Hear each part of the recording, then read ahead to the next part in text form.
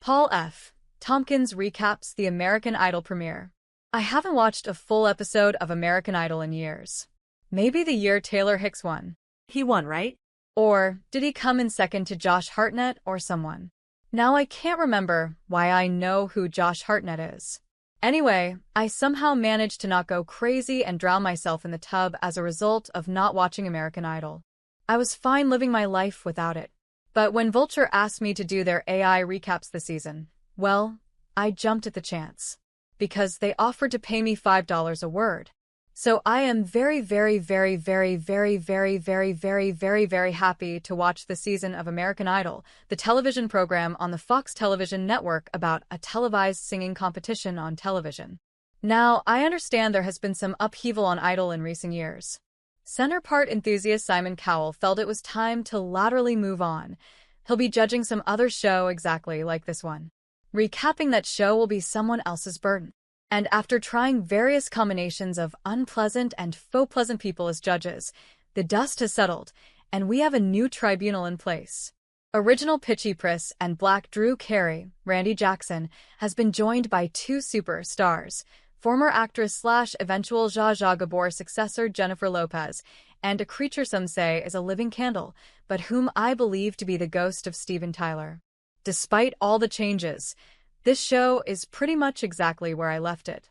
After a solid 10 minutes of epileptically edited nothing, it is established that we are in New Jersey, and the season can begin in earnest, with the usual parade of mentally ill fame seekers and karaoke superstars.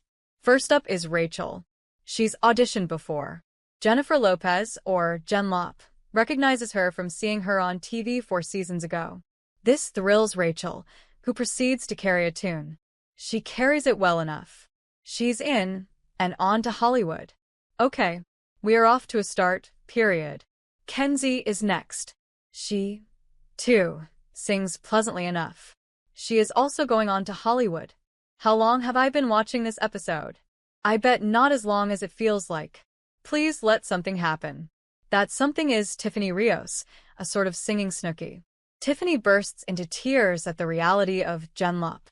As Jen Lop goes to comfort Tiffany, hugging her, the late Steven Tyler and Randrew exchange an awkward high-five/dap combo over the opportunity to check out their coworker's ass.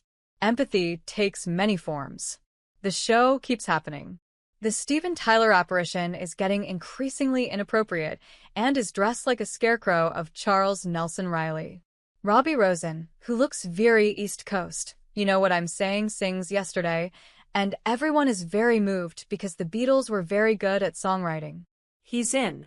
Time for a quick speed-through of some awful people. It's pretty unremarkable as all the awful people are awful in the same way, and none of them even wear costumes. One guy burped a lot. That was new. In making fun of the burpist, the former Steven Tyler steals a line from Tommy Boy or Black Sheep. I refuse to look it up. Hey, you're at your computer, too. The March of Awfuls is over for now.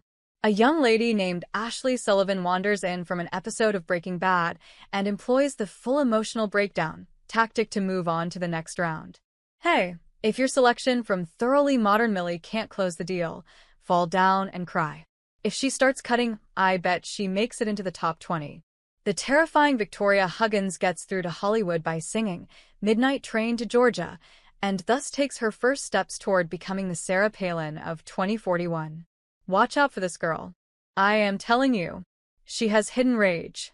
Next, Melinda Adamy's parents traveled all the way from Kosovo to bum everybody out with their former Eastern Bloc sadness. Melinda sings very nicely and makes it through. I think I like her the most so far. More montaging, and I remember that the main thing I find that makes Idol hard to watch this early in the season is the judges. These audition episodes are a whole lot of 3 people who aren't funny joking around. And Tyler is getting even more inappropriate. Was it impossible to find a personality type in between him and Ellen? How hard did they try? What if they'd just hired a barber who's nice? Barbers can identify if someone can sing well, too. The show keeps happening. I cannot remember a time that I wasn't watching this episode of American Idol. Devin Rush works as a waitress at New York's Stardust Diner, where all the servers sing while you try to eat your food. I found this out the hard way, by trying to eat there once. I sat down in a booth right as a number started, and I bolted out of there like the place was on fire, and the fire was singing, "You're the one that I want." She gets in. Mini montage. A guy who looks real Lord of the Rings. Why genuinely makes me laugh when the judges yell at him to stop singing, and he slows his voice down like someone's pulled the plug out on him. Oh, and very quickly, I hate those Bing ads. Bing, stop pretending that it's a hassle to use Google. It's not. In the home stretch now, Brielle Von Hugel gets in because her dad beat cancer. A good male singer shows up. Travis Herlando's story of living in the Bronx is accompanied by sad b-roll of open fire hydrants and hanging payphone receivers. He sings a peppy rendition of a Jason Mraz song and a Jason Mraz Y version of Eleanor Rigby.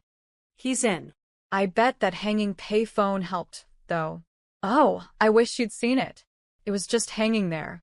The show ends with the judges congratulating themselves on being able to discern who can and cannot sing. They actually seem genuinely proud of themselves. There you go. No one exciting or especially interesting really, and not a whole lot of dudes. What is the opposite of a sausage party? Why would I ever ask that? I must remember not to read the comments. I should edit this whole section out, but $5 a word. Okay. Thanks for reading, everyone. It's been a while since I opined on anything like this, and I feel I'm shaking the rust off. Stay with me. It'll be worth it, I promise.